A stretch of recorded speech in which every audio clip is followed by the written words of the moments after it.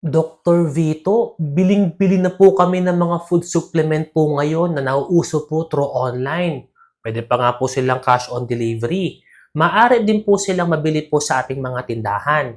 Pero ano po ba yung mga dapat naming tandaan bago po tayo bumili po nito? And remember, di po tayo against sa mga supplement. Bagkos tayo po ay sumusuporta sa ating mga pasyente po na nagtatanong lamang. Number one, please be aware po sa mga supplement na nagsasabi, nag-claim na ito ay gamot sa lahat ng karamdaman. Aba, medyo jack and all trades na po yan. Lahat kaya. Pero kailangan nyo malaman muna yung direction ng paggamit. Pangalawa, para saan po ba yung iniinom yung food supplement? Kailangan alamin nyo, hindi pwedeng na marites lang yan sa kapitbahay. O sinabi po sa inyo na ito po yung magaling, mahusay.